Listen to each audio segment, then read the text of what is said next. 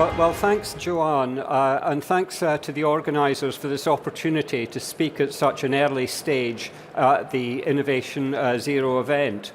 In IPCC, we give a lot of thought as to how we message our assessments of climate change and responses to climate change. On the one hand, the threat of climate change is serious, and indeed it's existential for those living in low-lying coastal communities and small island states. That's the urgency of climate action. On the other hand, it is within our power to confront these challenges through upscaling known policy approaches and through innovation. And there lies our agency. And that's how I'd like to structure my remarks: the urgency and the agency, never the one without the other. Now, as confirmed by the World Meteorological Organization, 2023 was the hottest year on record, with particularly startling extremes in ocean temperatures. Extreme weather events and wildfires stopped being just part of future projections. They were evident on our television screens, and for too many of us, they were a present reality. And sea levels continue to rise relentlessly.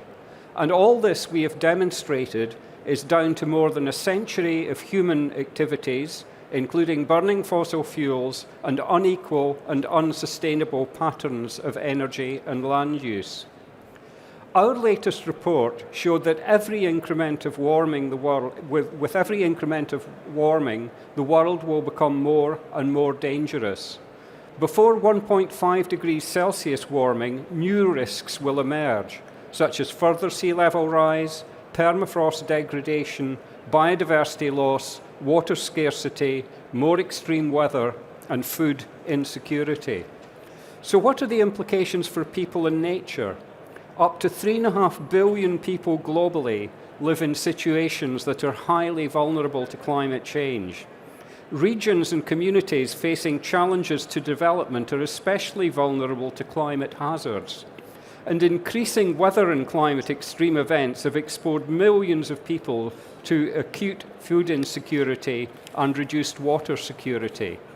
And the largest adverse impacts have been observed in Africa, Asia, Central and South America, and least developed countries, small islands and the Arctic. And globally, it's small-scale food producers and low-income households who've suffered the largest adverse impact. Climate change has caused substantial damages and increasingly irreversible losses in terrestrial, freshwater, coastal, and open ocean ecosystems. Hundreds of species have been lost due to heat extremes, and some impacts, such as sea level rise and species loss, are irreversible.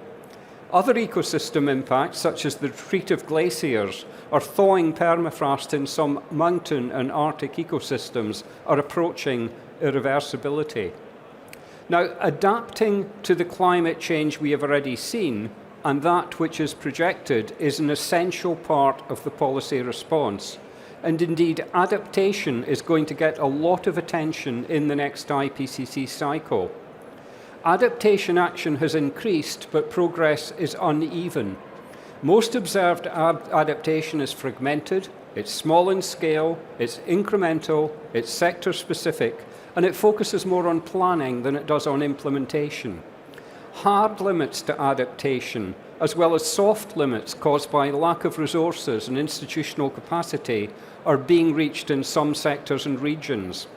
The increasing gaps between adaptation action taken and what's needed are largest among lower income populations. And at the current rate of planning and implementation, adaptation gaps will continue to grow.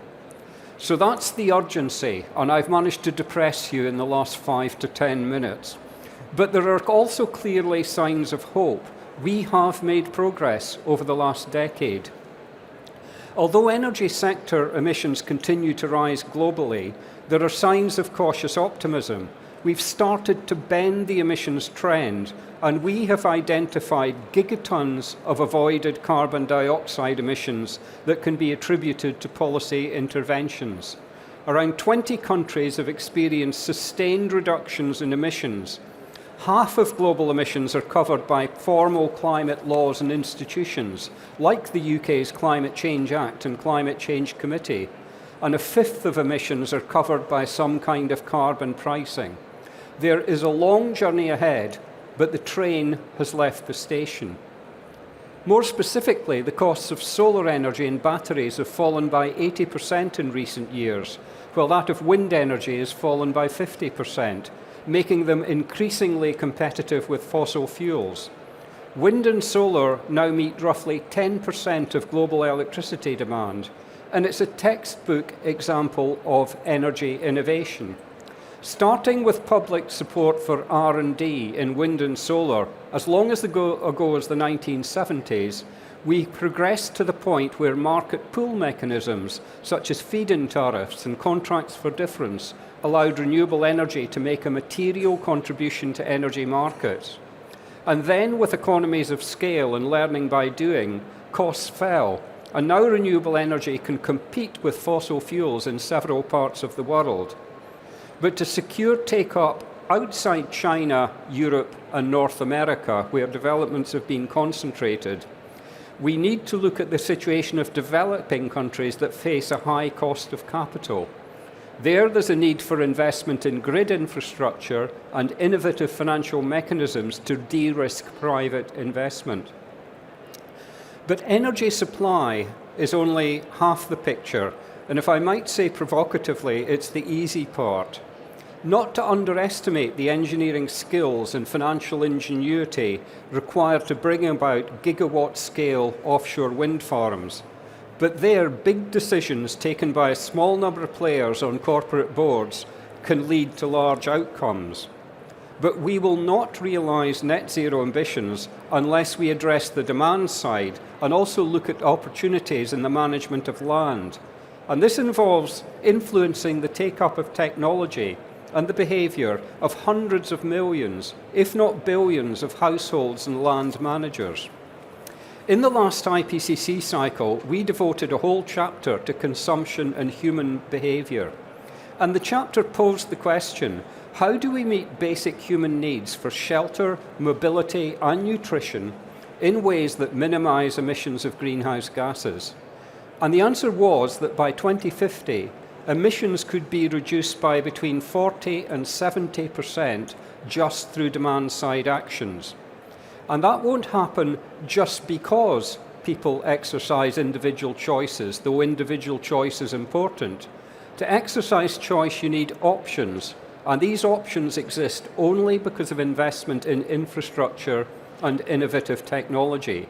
An obvious example, people will not choose electric vehicles unless there's charging infrastructure and the availability of reliable electric vehicles. So the same approaches to innovation that brought us competitive wind and solar energy can bring about change on the demand side. So to sum it all up, we do face an urgent challenge to minimise and manifest the manifest impacts of climate change. But we have the agency and the tools, if we choose to use them, to take on that challenge.